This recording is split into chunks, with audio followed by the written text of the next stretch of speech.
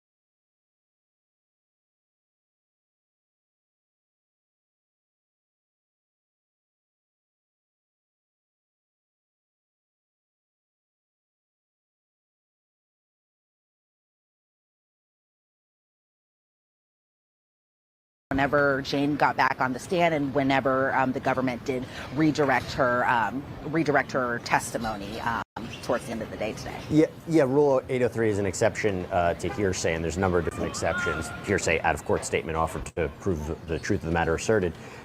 Here's the thing. When I hear the idea of him having a recording that allegedly would be used to feed a narrative, I go back to what Mia testified to, that after Cassie's lawsuit, she gets contacted allegedly by D-Rock, Sean Combs' former bodyguard, basically trying to say, hey, yeah, you know, everything between Cassie and Sean, that was normal. That was normal. Like trying to make sure she gets on the same page, and that he was trying to make sure Sean Combs could reach out to her, that he wanted to give her a gift, you know, bribery, obstruction, tampering with witnesses. That is all the narrative being put forward by the prosecution, and it also makes one of the elements or potential elements of racketeering, this criminal enterprise charge. And let me go now into the cross-examination of Jane. There has been a lot of talk today, particularly when I was covering the lunchtime show on Law and Crime's YouTube page, about this mysterious rapper. Something happened, this encounter happened in 2024, Las Vegas. There's an unnamed rapper, either the rapper's wife or girlfriend, and apparently one of the alleged sex workers that Jane and Sean Combs had used in their private sessions was brought up. What was this all about? So if you've been following Jane's testimony, I know you have, Jesse, but to our viewers, if you've been following Jane's testimony, she had mentioned this particular trip to Vegas that happened in January of 2024. So again, context is everything. This was a time that Diddy and Jane were in an off period from their relationship. They had taken a break, but Jane had gone to Vegas with this unnamed rapper because they were pretty adamant today not to say this rapper's name in court. And there's kind of a reason why, and I'll get to it in just a second, but it's interesting because Jane around this time was telling Diddy that she loved and missed him, but the two weren't speaking during this particular month at the same time. But Jane ended up going to Vegas with this unnamed rapper, flew on his private jet, but also with his girlfriend slash wife, unclear on who that is. But what we did learn today is that Diddy is particularly close in friendship with this particular rapper, and that the defense referred to this, again, unnamed rapper as an icon. And so reading in between the lines, you can kind of see possibly who it might be. But Jane said that she was surprised to see Anton, the entertainer slash escort, there at this particular Vegas trip, because if you remember under her testimony, she had said that Anton was there and he was having sex with a woman on a bed, and a bunch of people were kind of watching all of this, and this again being in Vegas. And Anton also knew this unnamed rapper who had this connection or friendship with Diddy, and Anton also knew this unnamed rapper's girlfriend slash wife, because the defense kind of said it's his girlfriend, it's his wife, so we don't know what their state of the relationship is. But Jane was explaining that 7 or 8 people were in this room kind of watching Anton have sex with this woman, and that Jane admitted that she flirted with this particular unnamed rapper, and that Jane had previously told the government in previous interviews that she flashed her breasts during this I guess encounter, this flirtatiousness that was going on in this hotel room, and that she began dancing during this, and that the rapper told Jane that she was beautiful and that he wanted to F her. And so I think what the defense was trying to do when pointing out this particular January 2024 Vegas trip was kind of trying to say that Jane would also reach out to the entertainers or the escorts outside of her relationship with Diddy, because in this particular case, she was recommending an entertainer that she and Diddy used to this unnamed rapper and to his girlfriend slash wife, because they were the unnamed rapper and his girlfriend slash wife were a part of the lifestyle. And so Jane was kind of recommending Cabral to them. And so the jury was able to see text exhibits, and initially Jane was saying things along the lines of Merry Christmas, hope you had a beautiful holiday. And then Cabral texted a few days later saying, good afternoon, beautiful, I'll be in your city on the 7th. And Jane was responding, hey Cabral, good morning, what time is your flight today? Those types of things. And so at the end, what we did learn, because I know there's been a lot of talk about who this unnamed rapper is, they didn't say who this person was during testimony today, but it seemed like the defense's whole point of even bringing up this particular trip is one that Diddy was upset that other people knew that Jane and him were kind of engaged in this lifestyle based off the fact that Jane had recommended Cabral, an entertainer that the two have used in hotel nights, to this unnamed rapper. Yeah, there's a couple of things that I wonder the jury might take away. One, like you said, if she is having this communication, this relationship with one of the sex workers who's being used essentially, right, in this crime, if the jury's accepting this as sex trafficking in this crime, kind of muddies the waters on that, makes it a little bit more gray. Is she really a victim of sex trafficking? I also think, her allegedly flashing her breasts, it kind of goes a little bit to her lifestyle and her character. But also, I think it seems to me, if the allegation is you have this unnamed rapper who's interested in bringing someone into their relationship, it's maybe normalizing this behavior, and maybe it's not necessarily a sex trafficking criminal enterprise, as the prosecution is trying to allege. Maybe that's where they're going. I do understand, though, whether it was because of this or something else, what was a big event that happened that was talked about in trial today was this blow up, this fight that happened between Sean Combs and Jane that was quite violent, right? And it wasn't just violence, at least the way that was described, from Combs directed to Jane. It was vice versa too, right? This was a fight. What happened here? Yeah, so this was a fight that took place in June of 2024, so around this time frame just last year, where afterwards or before this incident had occurred, Diddy and his family went on a road trip, and then after coming back from this road trip, that Diddy went over to Jane's house on this specific date of June 18th. And if you've been following Jane's testimony very closely, she alleged under direct that she was beaten and then made to do a hotel night or give oral sex to an entertainer even after being beaten by Diddy. But under the cross-examination, they really kind of peeled back just a little bit more as far as just kind of how everything led up to what it ended up happening. And so the jury was able to see exhibits, and that was being the decorations laid out inside of Jane's home where Diddy pays the rent for, but that Jane had set up just kind of candles and champagne and tequila shots, and then Jonathan, Diddy's assistant, came over and set up kind of the red lights in the room. And so the red lights turned on once it got dark, so the jury was able to see these particular photos, because again, remember, we can't see the exhibits while Jane has been testifying, but we did hear about some of the exhibits that the jury did see. For example, photos of Jane and Diddy together, photos of them on the patio, photos of the red lights, and then even video from that night where Diddy is kind of talking about the Boston Celtics, and then it's over the song Lovely Day, and so the jury was able to see all of that. But Jane had testified under direct 30 minutes after taking that particular video where the Lovely Day song is playing, that this was 30 minutes after she took that video. That's when the physical assault occurred. And so Jane was saying, while she was still being cross-examined, that she and Diddy both had about 2 to 3 glasses of champagne. I think Diddy may have had one more glass more than her, and both took 2 shots of tequila. But Jane said that she had a feeling that another girl was on that family trip that Diddy had just returned from. And so the defense was kind of like, okay, well, you're saying that another girl was on this trip, but did you have any proof that another girl was on this trip? I think trying to insinuate that this reacts. Okay, let's sip some tea on that. Doesn't Diddy have a 2-year-old baby? Right? So no matter what, through all of the drama, Xing, and freak offs, Diddy was carrying on in a intimate way to procreate with another woman, because Diddy has a 2-year-old, right? We know of the 2-year-old because when he was courting around with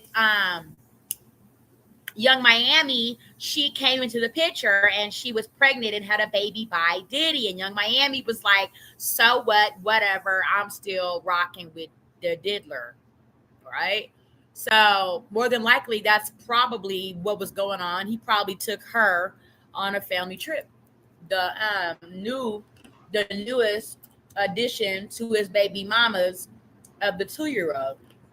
Action out of Jane came out of nowhere. She had no proof that Diddy was with anyone besides his family. And so what ended up happening is that Jane got pretty upset. She threw glasses at Diddy. She threw candles at him. The wax got on him. And the defense was kind of trying to point out that there wasn't, like initially when this fight first broke out, that Diddy wasn't necessarily hitting her at first. And so they kind of talked a little bit more about this other woman, and that this girl lived in Miami, that Diddy and Jane had fought previously about this particular woman. She was also someone who was unnamed. And then Jane was explaining that on that night, on June 18th, going into June 19th of 2024, that it was kind of a ball of emotions that night. She had said that this was the first time that she had ever slammed Diddy's head into a counter. She said that this was the first time that she and Diddy even got into a physical altercation. And so Jane was calling him names such as pedophile and disgusting and a monster. And Diddy was kind of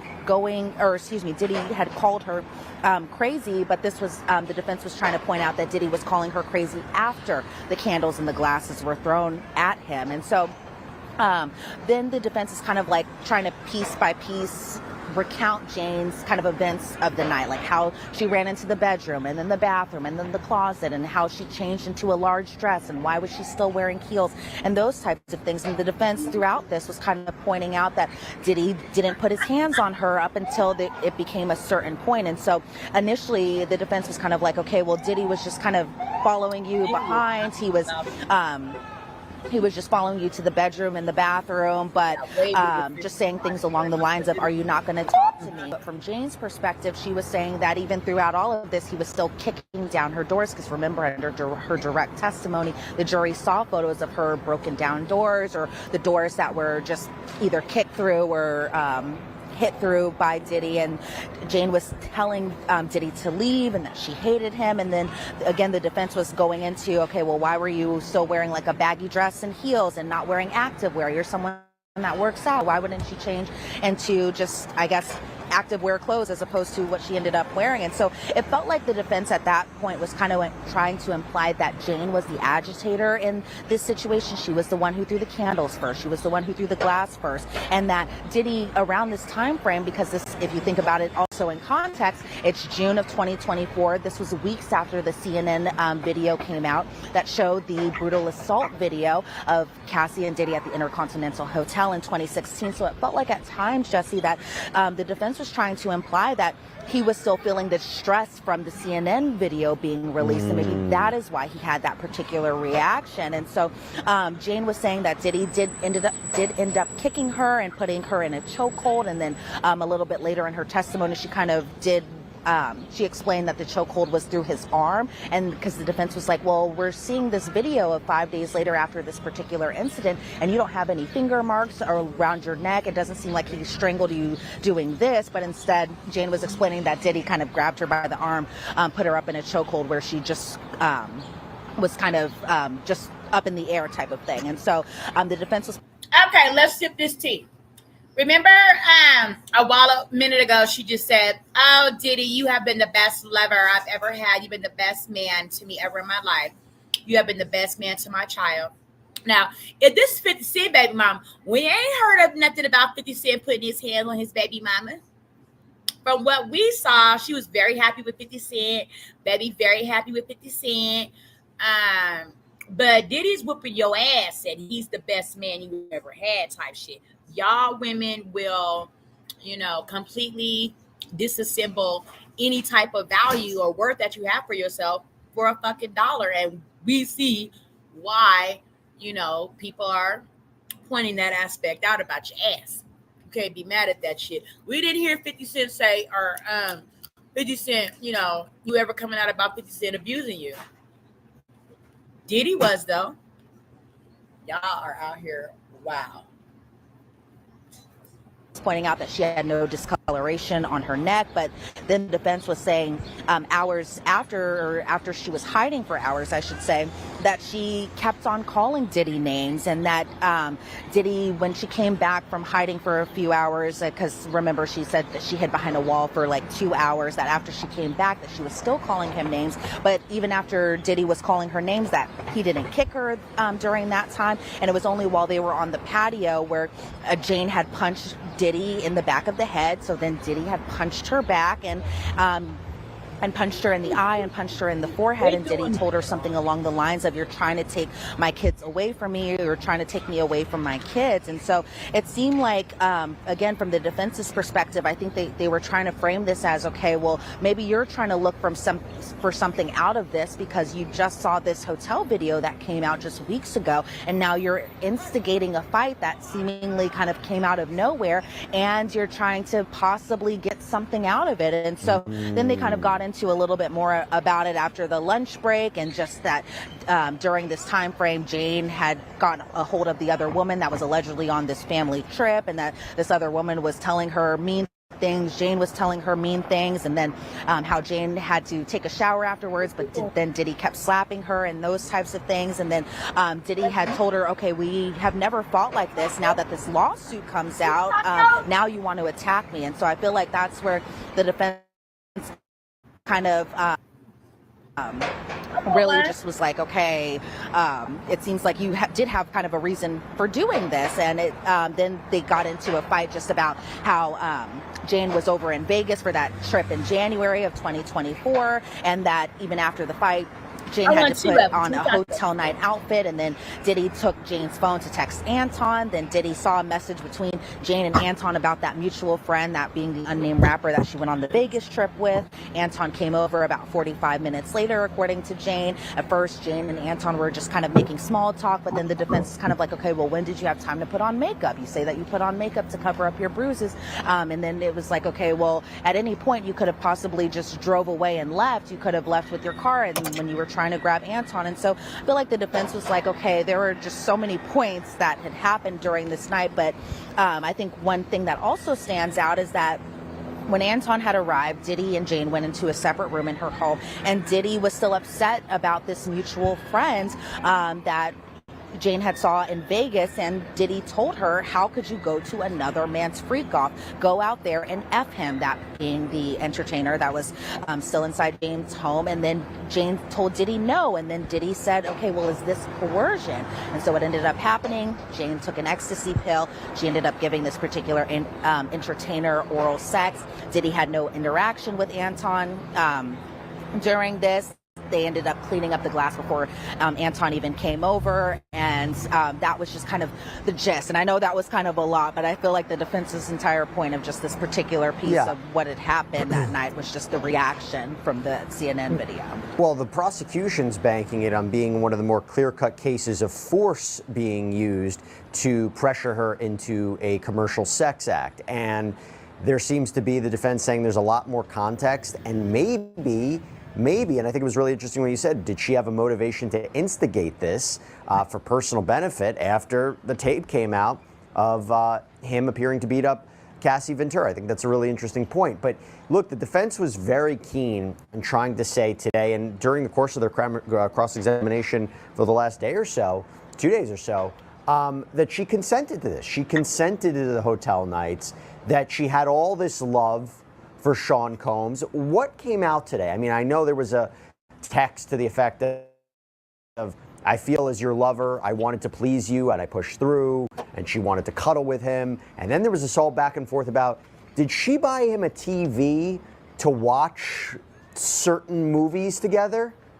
So Jane said, according to her, that she bought this portable TV so that way that yes, she and Diddy could watch their movie nights, but she also explained that she and Diddy, or this was a way for her not to have sex with other men for these hotel nights. So instead of having to complete these hotel nights or do these hotel nights, instead she was like, okay, well, I bought him a portable TV screen that was, I guess, the size of just like kind of a computer monitor, so that way the two could watch their videos together instead of her having to actually do the sexual acts with other men. But even as far as just the text messages go too, the defense was showing, or showing the jury, I should say, just different text exhibits. For example, on December 20th of 2023, and this is around the time frame that Diddy had made this note saying that he didn't know how she felt about her wanting to do these hotel nights, where Jane is saying, you only reached out to me because you're waiting for someone else to come over. Diddy said, well, can you please take quiet time to read everything that I said? Thank you. I love you. And Jane was saying that there were moments of intense back and forth during this time period. She said this was a really emotional time frame for us. I really hit my wall here. Come to find out, another woman had the same experience with him, and that being Cassie, when she had just initially reached New tea. Juror kicked off of the Diddy case. Let's see. All right, welcome back, everybody. So we have with us Law and Crime's in-court reporter, Elizabeth Milner, who has been there every day of this currently 6-week trial, the Sean Diddy Combs federal court. Thank you so much, Elizabeth. It's great to see you. We have so many questions coming in. Aside from the fact that Marion DN, who says, meanwhile in London, not me delaying the family dinner to see Elizabeth come on. So you have a lot of people who are waiting to hear you. Let me ask you this. We got a question that came in from Allison Jones. Question for Elizabeth. Which team looks more worried, the defense or the prosecution? was that which team looks more ready? Is that what the question was? Worried. Worried. Oh, okay. That's a good question. Yeah, I think it kind of goes a little bit of both ways because obviously we're kind of on the heels of what is about to be the defense case, right? And so I think they're kind of collecting everything, making sure all their ducks are in a row. But also with the government's case, I'm wondering, from the most part, from what we're understanding, it seems like the next big witness per se is going to be Brendan Paul. So as Brendan Paul's going to be one of the final witnesses, I'm wondering, do they have kind of something up their sleeves? Is there going to be kind of this big shocker moment with his testimony? Because outside of him testifying this week, we're really just hearing a lot from summary witnesses at this point. And so I'm wondering at this point also who might be a little bit more worried. But I think with the dismissal of the juror that happened this morning, it seemed like the defense might be a teensy, and I say that very, very lightly, might be a teensy bit worried. They seemed a little upset that the juror was dismissed. Can we talk about this? Talk to us about what happened with the juror today that was dismissed. And also, apparently, there's an issue with another juror, too. What's going on?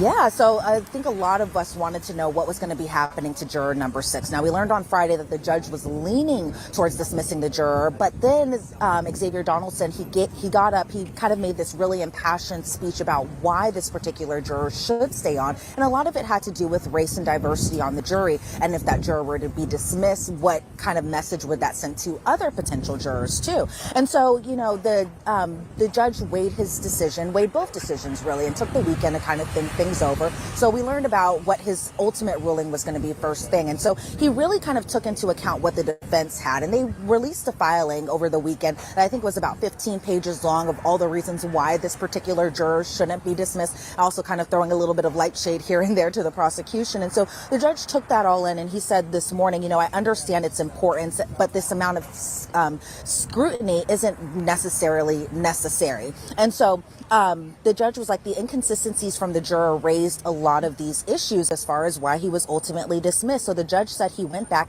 he looked at the record closely from voir dire, also to what the discussions were around the roving room, because remember, everybody, a lot of these inconsistencies really kind of had to do with this particular juror and whether or not he really revealed where he was truly living, whether or not it was in Jersey or in the Bronx. And so the judge went back, looked at everything, and said that he had serious concerns about the candor and how this particular juror, might have skewed his answers to stay on the jury. And so he said this might be threatening the integrity of the jury process. And so the defense did bring up in their arguments that replacing this juror with a white juror might send the wrong message. And they were even trying to argue that this should be grounds for a mistrial. And then the judge was kind of like, I don't think there are grounds for a mistrial here. What we're ultimately going to do is just dismiss the juror. Now, as far as the other juror that's possibly being talked about right now, we don't know the full extent of what that is. We believe that possibly it might have had to do with what happened on Friday when the judge released all of us out of the courtroom,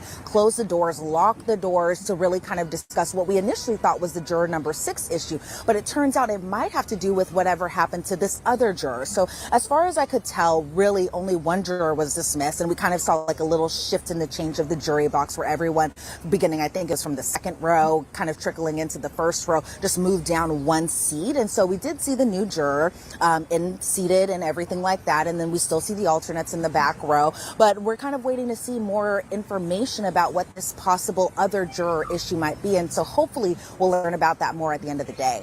Speaking of the jurors, we had a question that just came in from 1989. A question for Elizabeth. Do the jurors look like they've heard enough?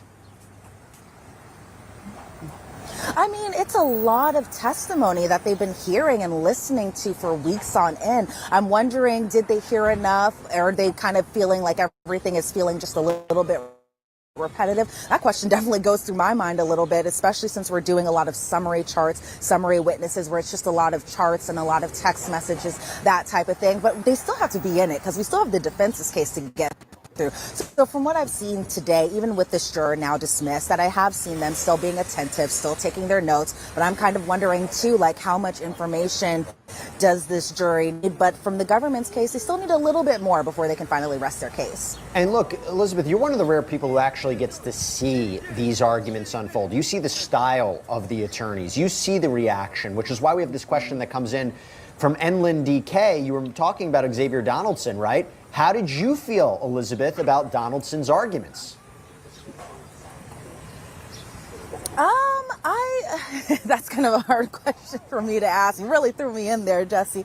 I understood where he was going with, right? Like, I understood the impassion that he has, especially when it comes to race relations and the fact that it really has to do with just this diverse of a jury that we're really seeing. And, this being like one of the first federal trials that I'm covering. I'm not seeing kind of the same things that maybe Xavier Donaldson is seeing, right? Like, he has been practicing law, and I hate to put it this way, since I was like a little kid. And so he's had lots of experience kind of seeing that the diversity pool. I got that out there. But I don't have kind of that same, I guess, relation that he does as being a lawyer, being a criminal defense attorney. And so I understood where his argument was coming from, right? But I also was kind of also wondering, why were they so keen on having this particular juror when altogether this jury pool is very diverse from what I'm seeing? And so I understood his argument, but I also saw kind of both ways when it came to why this particular juror was dismissed. And I think, honestly, the judge made the right decision here. Let me ask you about Christina Quorum, because we have a question that came in, and you're an expert in this case since you've been following it. And by the way, today, Christina Quorum has maybe come up more in this evidence from this summary witness more than throughout this trial. Question from Mikey John. Elizabeth, are you surprised that KK wasn't called to the stand yet? Yes, absolutely. Like, that, no brainer. I'm truly surprised that she's not being called as a government witness, especially because they have her devices. She could be somebody who could really kind of tie up the loose ends or maybe answer the questions that a lot of us still have in our.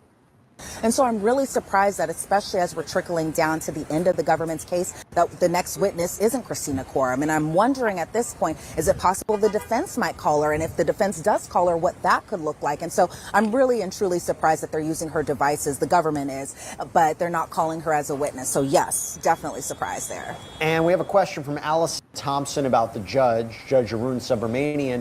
What has the judge's body language been like? Do you get any vibes as to which side is favored? Well, the judge shouldn't favor any side, but do you get a? I mean, we don't know how he's behaving, what his demeanor's like. What can you tell us?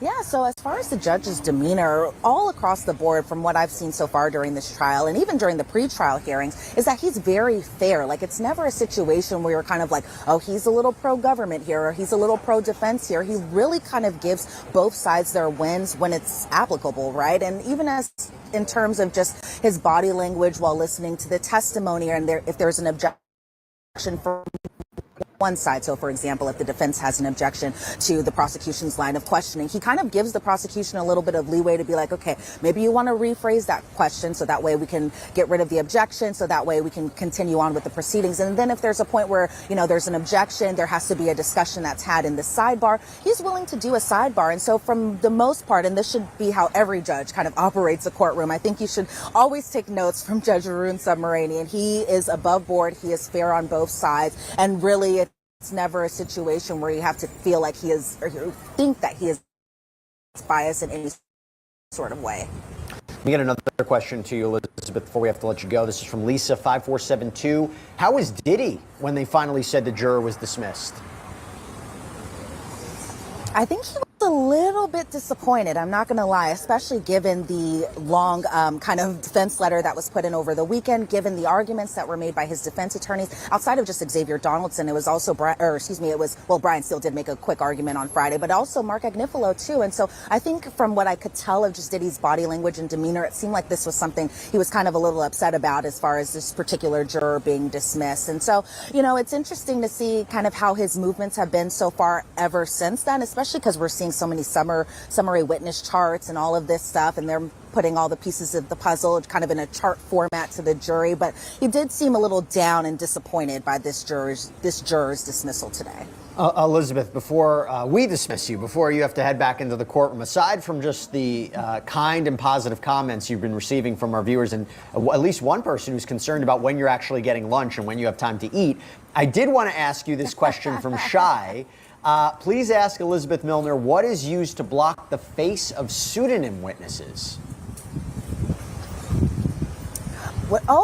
They do not block the face of pseudonym witnesses. The witnesses we see inside the courtroom, they're fully present. We can see their faces. We can see their demeanor on the stand. Obviously, as I'm reporting kind of what they had been saying, I have to be extremely careful not to reveal their names. But as far as just any type of shielding that they use to kind of shield their physical appearance. None of that from what we see. Even in the overflow room, it's not a situation where the people in the overflow room are getting a box or anything like that in terms of covering this particular or covering the witness's face. And that's why there's been so many kind of issues after these witnesses have testified, even if it's during a break where people kind of, might have a little bit of loose lips and they'll come out, they'll text their friends or do it in a live stream and reveal the witness's true identity. So there's nothing that we see covering their face. We see them all in full form. And I appreciate you clarifying that because, when we put up the courtroom sketches and there's a blocked out face, people might believe that there's something that was used to cover their face. That's not the case. You just have to be very careful about not only describing, obviously not their identity, but even some physical characteristics or defining features where people might be able to determine who that person is. Elizabeth Milner, I know you have to jump back in court. Thank you so much. It was great seeing you. Thanks, Jesse. All right, so now I want to continue the conversation while we have a few more minutes. Ali, I'll start with you. I get the question all the time. Do you think Sean Combs is going to take the stand? Obviously, it's his decision. But you, at the end of the day, you have to think, does he think it's necessary at this point in the case? What do you think? I don't think that Sean Combs should testify. I think that it is not beneficial to him at all. I think that he should just let the defense counsel try to put their witnesses together the best they can to try to just help paint the picture of, hey, I was a bad guy, I did bad things, I'm not a criminal. I don't really know how successful that they will be, considering that they have a lot of evidence to refute. As you said, it's an uphill battle. But I don't think that there's anything that he can say that he hasn't already said, right? We talked about the video, we've talked about there was been a lot of statements that were made by Sean Combs before he was actually charged with a crime. So I don't think that it's beneficial to him at all to take the stand. William, I'll throw that question to you as well, but we also got this other question. Let me see if I can find it. It was related to it. Hold on. Where is it? It was a question about whether or not he gets an agreement. Where is it? I'll come back to that question. William, stand by. I'll come back to that question for you. Let me see if I can find it. Afi, let me go to you. This is from Mayo D. Do you think Diddy's aware that Kanye appeared in court last week for him? Of course he's aware. Diddy is very aware of everything that's happening in social media, in traditional media, as it relates to him. We've seen that he's said things to YouTubers, and he said things or things to bloggers in court. He has a publicist, a media person who is on the ground every day. He's 100% aware. He is a media maven. He's the media man. Yes, he knows.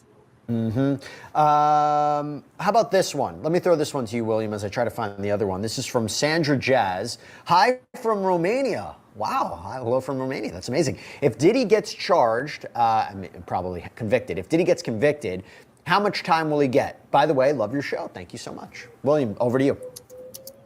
Well, I think it's going to be a substantial sentence. I think the possibility exists that he's going to go to prison for decades. I really do. And I think it's likely that he will see double digits at a minimum. I think we're probably talking about, 20, 30 years if he's convicted across the board. Remember, it's a minimum 15 years in prison on the sex trafficking charge. So it's really, really significant as we talk about it. Let me go to you, Afi, as we look from, I want to find that question. Okay, let me ask you this. Question from Denise Rose, Afi. This is about, I guess it's about the other, not the criminal charges, because this is the only criminal case he's facing, but talk about the civil lawsuits. Elizabeth and Jesse, you guys are the best. Thank you so much. Does anyone know what's going on with the other charges that was brought against him from other women? Nothing has been said about them. Again, I think they're referring to the other civil cases. So if I can tweak that question, what should we expect from those cases as this criminal prosecution continues?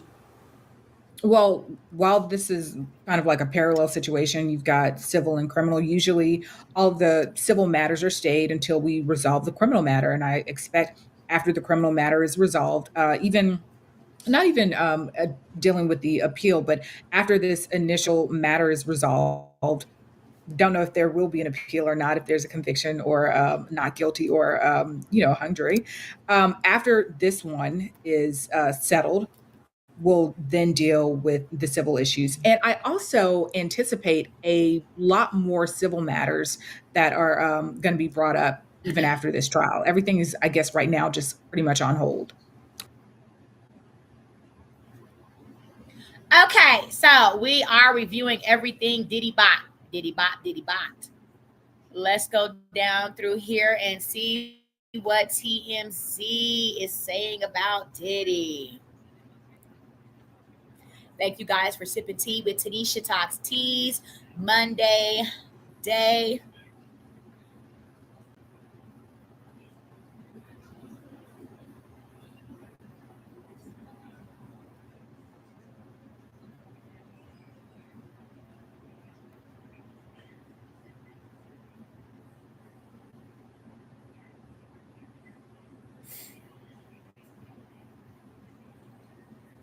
Remember, when you come in to lift your teacups up to get them filled with some tea of the day. It's Diddy. Excuse me. Okay.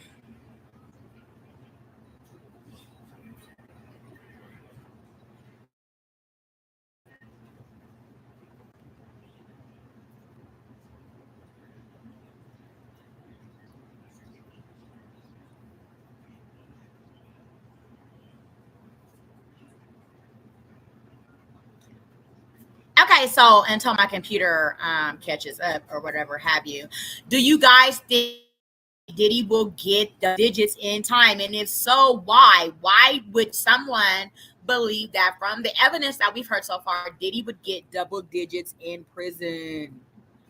I personally don't believe so. We never know how the tables of justice will land for Diddy. So, yeah. Just based on what I heard, I don't think he'll get that much time. Of course, I go up to the courtroom because I think that's where Kanye is going. I go up, everyone's, oh my gosh, where's Kanye? Where's Kanye? Apparently, he never even made it inside. He didn't reach the 26th floor. Kanye West showed up to Diddy's court date, y'all. Let's sip this tea. And we know that they're close, just a few months. On Kanyeezy. Representing Kanye West showing up out at the federal courthouse in New York City.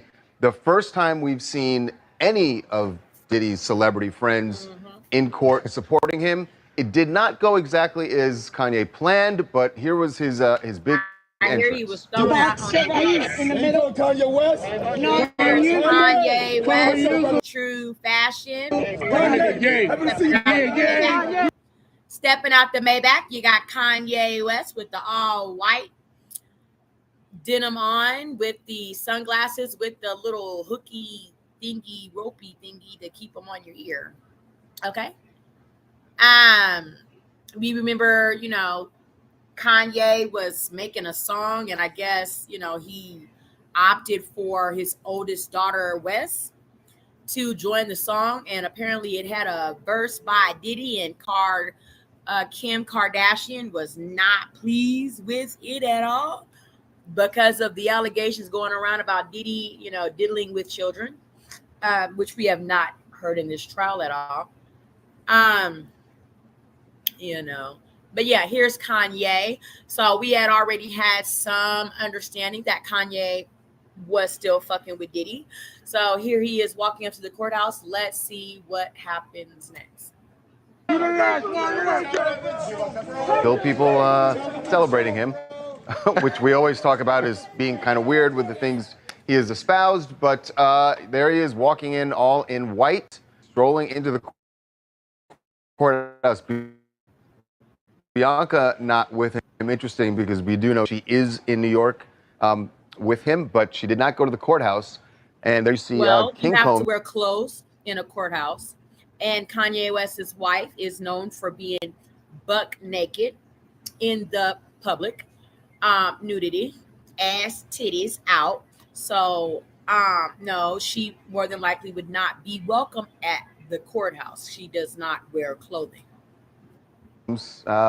Greeting him outside, to go into the courtroom. Now, his plan clearly is to go in and support Diddy. And we know that they're close. Just a few months ago, remember Kanye dropped a song that featured clips of a prison conversation he'd had with Diddy. The idea being essentially that the jury would see him there in support. And that somehow that would help, although we'll get into whether or not it helps or hurts. We saw the chaos outside of court as he went in, but what happened inside? Our producer, Jacob Wasserman, is actually in court. He's been in the overflow room. What did you see, Jacob? Was there any commotion inside the court? Were people aware that Kanye was coming? The best way I can compare it is like a big game of hide and go seek. So I was outside when Kanye first came in, and he goes in, and it sounds like he came in with Christian Combs and Donaldson, one of Diddy's attorneys. I guess we caught that on video. I went inside shortly afterwards. Of course, I go up to the courtroom because I think that's where Kanye is going. I go up, everyone's, oh my gosh, where's Kanye? Where's Kanye?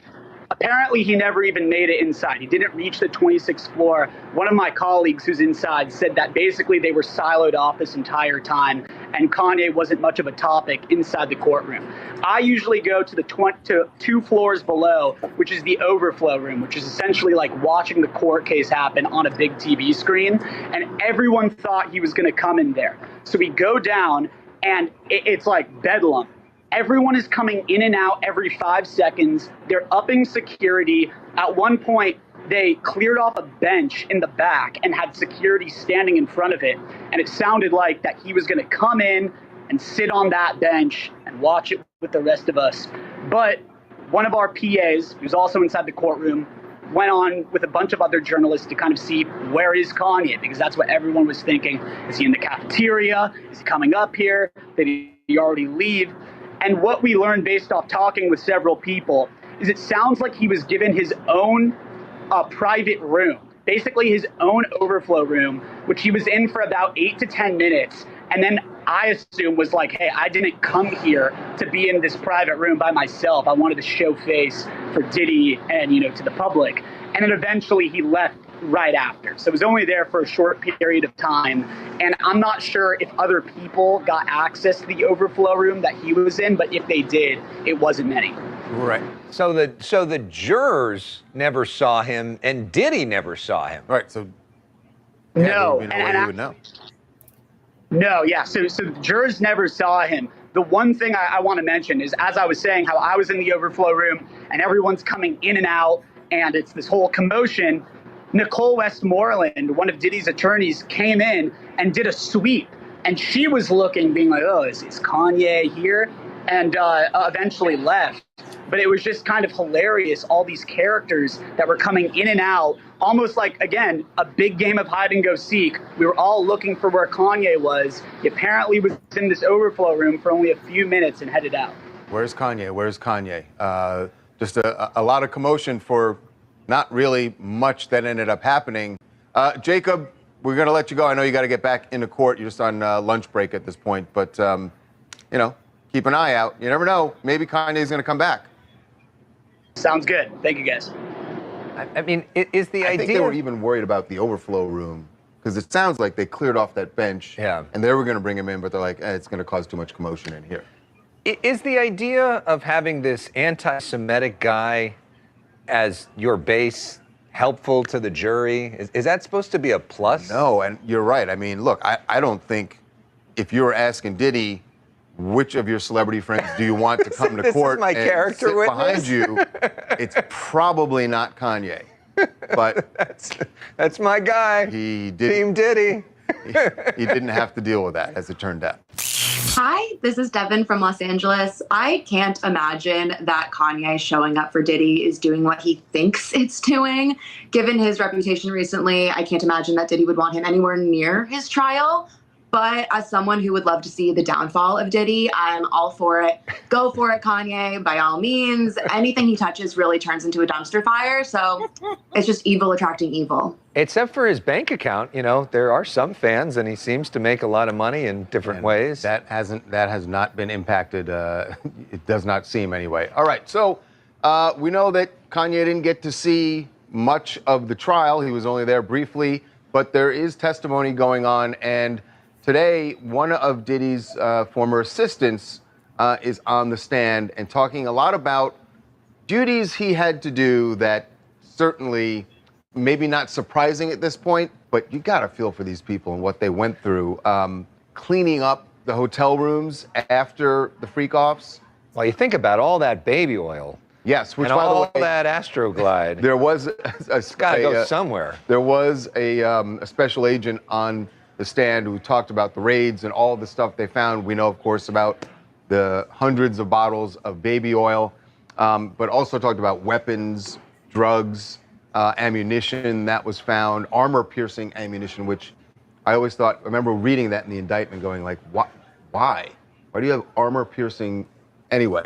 That was a special agent, but the assistant, who's, I believe, still on the stand, this guy, Jonathan Perez, boy, he needs, talk about hazard pay. This is someone who should have hazard pay. Yeah, the former assistant, Jonathan Perez, he was Diddy's most recent assistant up until his arrest. And he testified to the fact that at some point, Diddy's videographer found a video on a staff iPad that was usually just accessed by members of his team of Diddy and in the background of a video of Jane having intercourse with one of these male escorts. And so Perez brought that to the attention of Diddy and Christina Karam, who is the former chief of staff. And Diddy was super surprised to see this video, obviously. And 6 months later, we saw a recording that was seized from Christina's phone, and the jury heard this recorded phone call of Christina basically grilling Jonathan about, you know, who else saw this video and what is this about? We want to make sure that this is all controlled. Jonathan also mentioned someone accessing the iCloud at that time that they saw the video from somewhere else in Florida. So it was super interesting, the timing of all of that. And what's the deal with honey? Yeah, there was something about honey he testified about, which I'd never heard of this. A new ingredient just launched in these freak-offs, and that is honey. According to Jonathan, he would bring not only food and liquor to the hotel rooms to set up, he would also bring honey, which he testified and confirmed that it's a male libido enhancement. Oh, I didn't know that. Did not know. Learning so many things. That just made my daily yogurt a little more interesting. A lot of this testimony just seems like color. There's a little bit of freak shaming going on by giving all these details about, you know, honey that was brought to these. But the key part of the testimony to me is that he says he had to clean up the hotel rooms very assiduously and get everything, nothing could be left behind. And I think that goes more towards the embarrassment it might cause, maybe his frame of mind, maybe some of the things that were left behind being incriminating in any type of way. Or just that he didn't want was a huge deal. Or just that he clearly didn't want his lifestyle to be known to the public. And really, you know, we wouldn't have known, certainly not in this detail, were he not arrested and standing trial here. In fact, Derek, what was the thing about Jonathan Perez cleaning up at one point, and he was on the phone with someone? He said that he had slipped and fell a couple of times. Did he say it was because of baby oil or Astroglide? So he said that he got a text from Christina while he was cleaning up, and she was asking how it was going. And he said, quote, slipped and fell twice, and had testified a few minutes earlier that the cleanup entailed a lot of towels and sheets and baby oil. Yeah, and lots of fluids at that hazard pay party. Hazard pay. Ooh. I wish they should have had him testify to that. What were you getting paid, Mr. Perez? Hi, Gloria, New Jersey. Boy, every day there's something new with this Diddy trial. And I see why they call it the freak off, because this is some of the most freaky stuff that I've ever heard of. And I'm just hoping for the victims' healing, and even the cleanup crew. I hope that they're not too traumatized after all of this. I can't imagine having to go in after someone and make this cleanup. This is outrageous. It's very wild stuff, just very, very freaky. Never heard of something like that. I think your reaction is the reaction that a lot of jurors are going to have. Now, whether that means that he's guilty, not necessarily, just means he's leading a life that most people would never, ever know anything about. That was a great call. Thank you. Yeah. All right. We are going to take a break. When we come back, Taylor Swift and Travis Kelce out and about again and taking in another game. All right, that was a little update from TMZ on Diddy.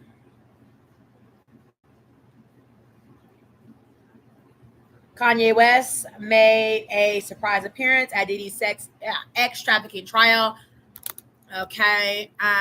Apparently, he was in his own room to get his update on whatever tea is on Diddy, and then he got the fuck out of the courthouse. Okay. So, yeah. Let's see what else. TMZ is reporting on Diddy. Thank you guys for sipping tea with Tanisha.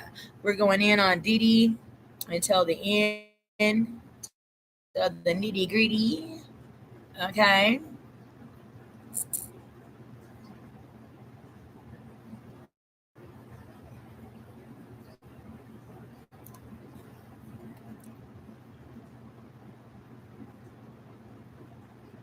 Diddy trial updates, y'all.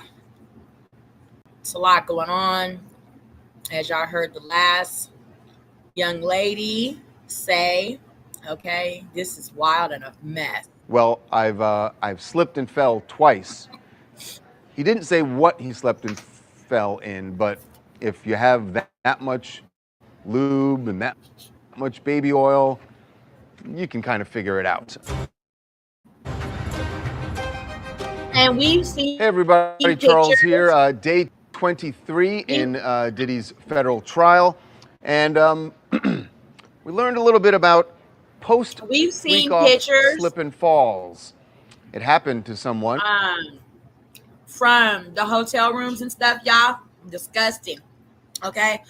It looks like a nightmare in there. It doesn't look like anyone enjoyed themselves. We will explain what they were slipping and falling in just a little bit later. Stick around for that. Their sixth sense of, intimate enjoyment.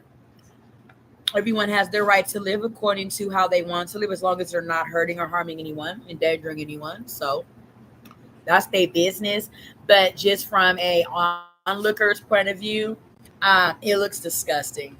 So whatever.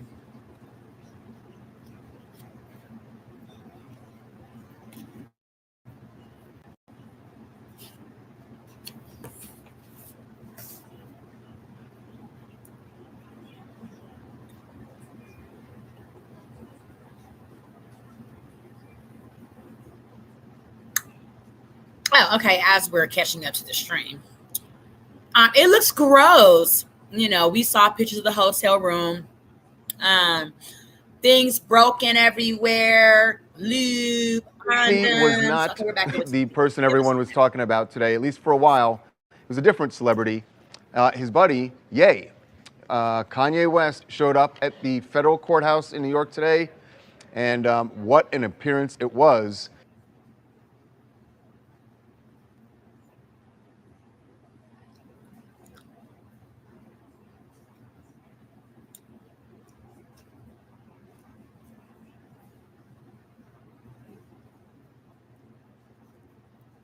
Come on. Every time the wind blows, so does my internet. I don't know why. Made a big entrance. He did not come in at the beginning of the day, and in fact, it was a little unclear whether he'd even be able to get into court because testimony had already begun. But he rolled up, got out of his car, walked in, all head to toe in white denim, and then was met at the door by Diddy's son, King Combs. But when he went inside, I think things did not go the way that Ye expected them to go. Obviously, he's going there because he wants to show support for Diddy, and really, he would be the first of his celeb friends to show any support, any public support at least, for Diddy, and the only celeb who would have shown up at court to support him. But he did not get to go into the courtroom. He walked into the courthouse. That's got to be a feeling, right? To be the man that Diddy is, the person in the world, in life that Diddy is, and nobody comes to court for you but your mom and your children. I think his baby mama showed up, one of the older sons, right? Because the girls and the one son that he raised, that's Albie Shore's son, they're grown. So their mother's deceased, and Kim Porter. And then there's another one's son's mother that came in on crutches. So, I mean, that's got to be something to be Diddy, right? To be Diddy. And like nobody knows the trouble you've seen type situation as you sit in court facing life in prison. So, you know, people, all the, you know, prosecutors and lawyers on the outside looking in want to judge the case and say,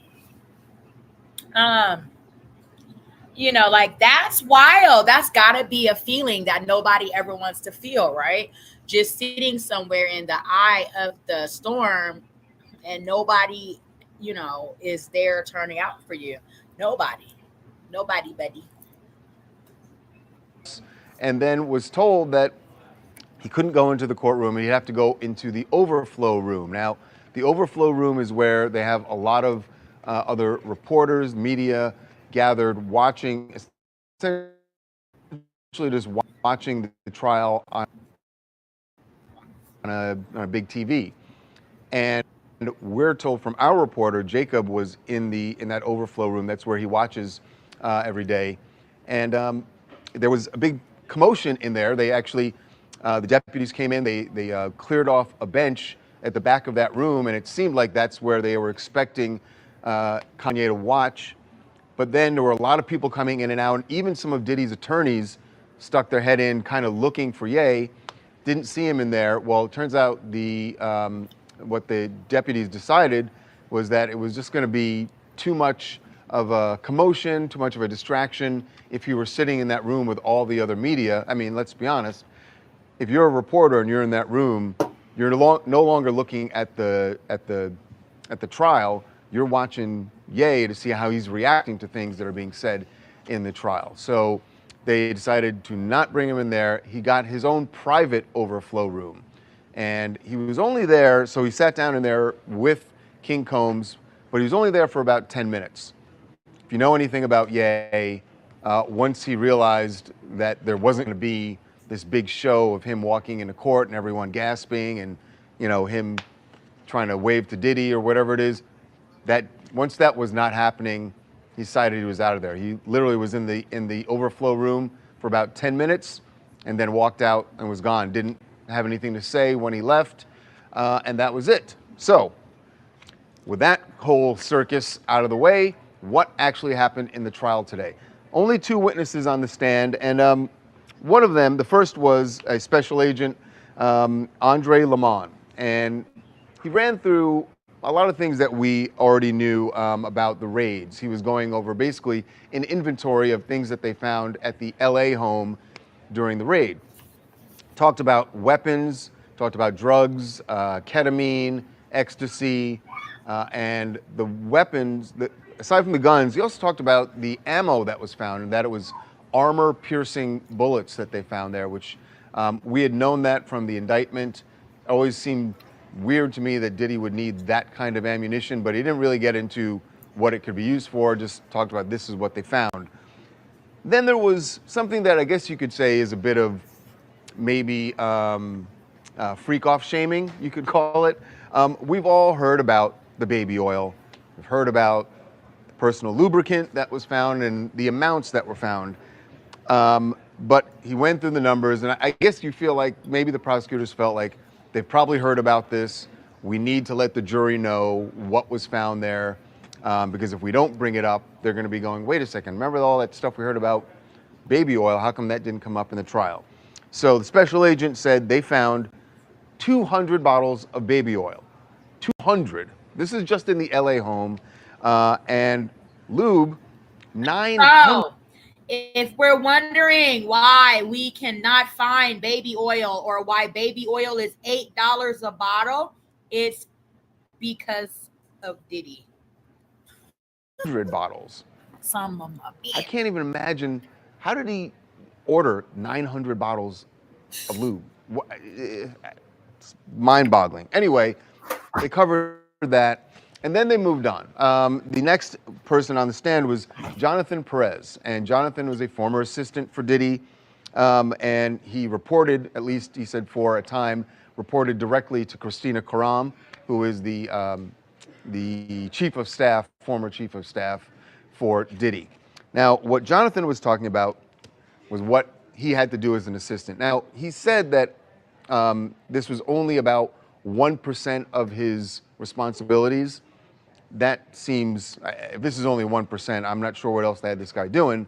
But he talked about king nights. Now, we've heard Cassie call them freak-offs. We've heard Jane call them hotel nights. The employees, at least, Jonathan testified, knew them as king nights. That's the way it was described to him by Christina, that every now and then Diddy would have these king nights where he would stay at a hotel with a woman. Jonathan said that it was usually Jane when he was setting these things up. And he talked about what the setup was about, that they would get enough supplies in there for about 12 to 24 hours of fun for Diddy and whoever else was in there. And he wanted 12 to 24 hours where he wouldn't have to call Jonathan or any other assistants, that he could just be there without bothering anybody. Things they had to set up: food, liquor, music, red lights, condoms, lube, and sometimes honey. And this was interesting. I think a lot of the things you hear about honey and what it's good for in your health. I hadn't heard this one, but said that Diddy would have honey as part of the setup because it enhances the libido. So there's some news you can use. Beyond that, Jonathan talked about drugs that he would have to set up. He said sometimes he would get Xanax, cocaine, and Molly. He said only about a handful of times from, and here's a couple of colorful characters to add to the mosaic of this trial. He said the dealers that he would get it from were people named Guido and Baby Girl. Pretty sure those were not their given names, just their professional names. But he talked about all of that setup. And then let's talk about the aftermath, because if Jonathan had to go in and set up for all of this and then 12 to 24 hours, maybe even longer, we've heard testimony that sometimes these went as long as 3 days. But he said he would also have to go in and clean up the hotel rooms. And he talked about a text exchange that he had with Christina, who was asking how the cleanup was going. And he texted back to her, well, I've slipped and fell twice. He didn't say what he slept and fell in, but if you have that much lube and that much baby oil, you can kind of figure it out. When you hear all these things that Jonathan had to do, you just go,